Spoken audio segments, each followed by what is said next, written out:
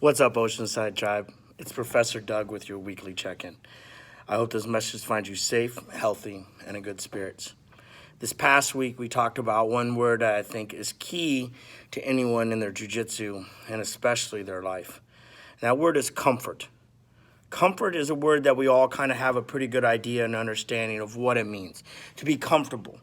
We also understand that it's important that we strive to make our lives comfortable, that at the same time we never stop being hungry.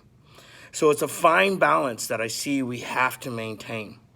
In jiu-jitsu, we're always looking to improve our skills, to become comfortable being uncomfortable. But one thing that I've noticed that as I've gone through my jiu-jitsu career and just life in general, is sometimes our comfort in being uncomfortable is our comfort. Well, what do you mean, Professor? There's a simple analogy that I heard a long time ago, one of my mentors, Professor Matt, and if you're watching it, thank you for being the mentor that you are.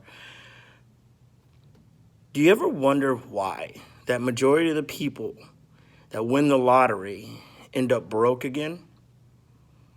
And you even say to yourself, the ones that are struggling, that are watching this video right now, and you're struggling, you're saying, man, if I won the lottery, there's no way I would be broke. Statistically, it's proven that you will. And the reason why is majority of the time what happens is you're at this ceiling. And this ceiling, while it may be poverty, is comfort. And that's why so many people, I also believe, that are homeless, or not homeless, but that are in the poverty, Section 8 housing, like where I grew up, you never really leave there. And the reason why is it becomes your norm. It becomes your comfort. And if someone takes you out of your comfort, we have a tendency to find our way back. It's the same thing. It's a great analogy to understand for that, but it's the same thing in jiu-jitsu.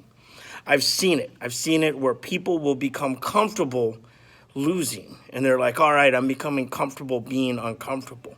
But the mentality isn't there. The mentality is like, I'm going to lose, so why try?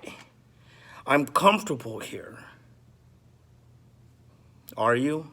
Or is that just your norm? We have to be able to understand that. It's good to have the idea of becoming comfortable being uncomfortable, but it's the understanding of that. It's to understand that I am uncomfortable because I'm chasing something, because I'm inspiring something, because I'm inspiring myself to become a better version of myself, like in jiu-jitsu. Same as in life. Being comfortable, or as you would say, following the path of ease is the ultimate killer of anything, of your dreams, of your goals, of your aspirations. Because if it was easy, it would carry no value. If someone gives you something, just a toy, like I tell the kids, if someone gives you a toy, how long do you think that child or even that person will have value in it? Until they get bored with it. But if you worked for something, if you had to go mow lawns to be able to buy something, now there's value. Now, that's not the greatest example, but at least you're starting to understand.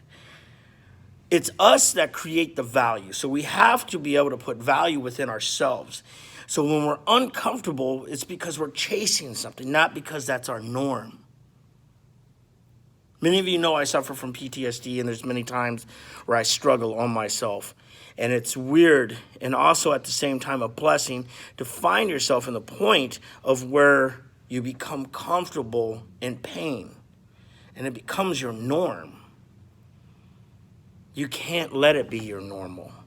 If you're going to suffer, you have to suffer for the betterment of yourself, not because that's what you